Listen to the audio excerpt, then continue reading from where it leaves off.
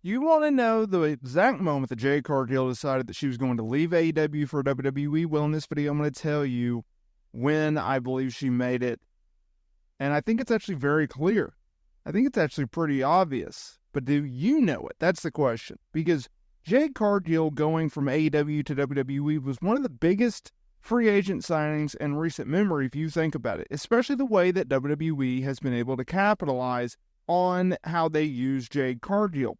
Because from the moment that she joined the company, she became a bigger star in WWE than she ever was in AEW. Well, why is that? Because WWE is a marketing machine. They are a juggernaut in getting people over in the mainstream. Because after decades upon decades of building that credibility with the mainstream media, they have that advantage over AEW. And that's not a knock on AEW, considering that they only launched in 2019. Now, look. Under Tony Khan's leadership, I thought Jade Cargill did a very good job. I thought she did exactly what she was asked, and I think she over-delivered in what she was asked to do. The problem with Jade Cargill's AEW run was the booking of her. And I know that sounds a little odd considering that she had a long undefeated streak, she had a very lengthy TBS championship reign, and she dominated people. She was the female version of Bill Goldberg in AEW in a lot of sense. The only note that I have on her run is the competition. We never got to see her and Britt Baker. We never got to see her as the women's champion. And in my opinion, there is a huge difference between the women's champion and the TBS champion. No doubt.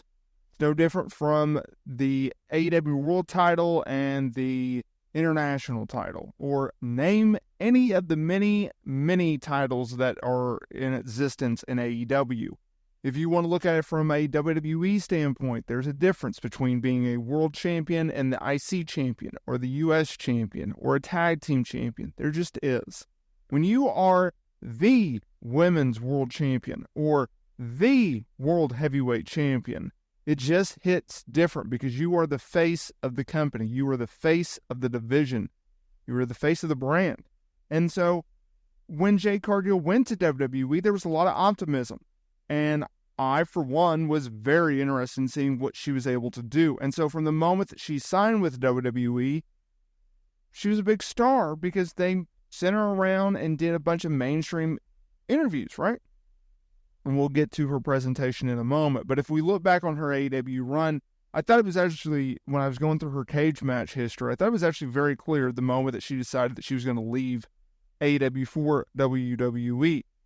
And so that leads us to today's topic, because as I was going through it, it made it very clear to me. It was Double or Nothing 2023, right?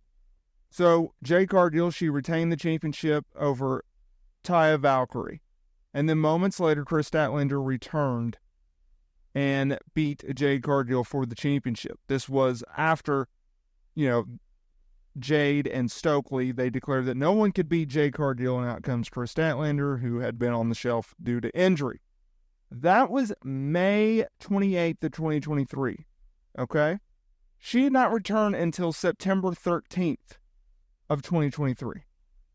Now, if you recall back then, coming out of Double or Nothing, there was reports that Jade was going to take time off, and then she started dropping teases on social media about how she wasn't happy and that she was going to go to Hollywood, right? And everyone's like, she's just doing this in character, she'll be back. Fast forward, September 13th, Rampage, y'all. She worked her in-ring return match in AEW and her last AEW match, because she returned on Dynamite 2 nights prior, right?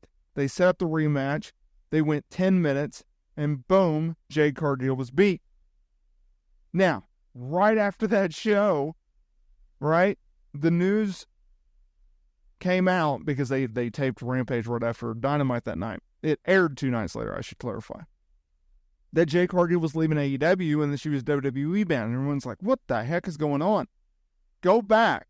Why did she take time off? Why was she dropping teases that she wanted to get into acting? Why was she doing it? Well, because she knew she was leaving. Look, she's made it very clear, and this actually backs up my point. and it backs up today's video. Jade Cargill has come out and said, look, I am a female athlete. I am someone who cannot wait around for a company to grow. You know, she's 31 at the time that she joined the WWE. She wants to get into acting. She wants to use WWE as a springboard into acting. WWE wants to use her to get her name over and draw money with her. Both sides are very, very clear in their intentions. There is no misconceptions. There is no hiding. There is no lying. There is no manipulating. Everyone in the party knows what they're getting out of this. Jade Cargill wants to make money. She wants to build a bigger name. She sees WWE as a vehicle that can do that for her and then go into acting. This is a very calculated decision. And Jade Cargill, although has not said this, but I believe this just based off of everything that I just said, is not long for WWE. In a lot of ways, and I'm not comparing Jade Cargill to him, but in a lot of ways it is the Rock effect where he took WWE, he did everything that there was possibly to do in the company and in wrestling, and then he set his eyes on Hollywood. He set his eyes on acting, and he did exactly that. He was only in WWE for a few short years. People forget about that because all of the success, all of the championships, all of the WrestleMania main events that he was able to do, he then went into acting, right? And he really, really did that in 2002. He wasn't around much in 2003. He did one match in 2004. And then, of course, he went on hiatus from there on to the point where they legitimately released him, right? It's crazy. Now he's on the board of directors.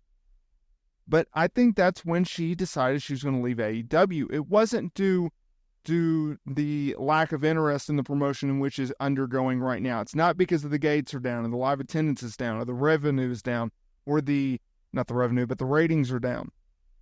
In fact, their revenue is about to spike once they get a TV deal for 2025 and beyond. Most likely with Warner Bros. Discovery, AEW is going to be just fine. Everyone calling for their death is ridiculous in my eyes. But what we've been able to see Jade Cargill do from comparison, where she went from AEW to now WWE, is truly remarkable. And you got to tip your hat to her for being able to do what she's been able to do at a high level. Her success, the way that they've used her, the pairing with Bianca Belair, them being women's tag team champions, all of which have been absolutely freaking brilliant. And you have to tip your hat to her, and you have to tip your hat to WWE.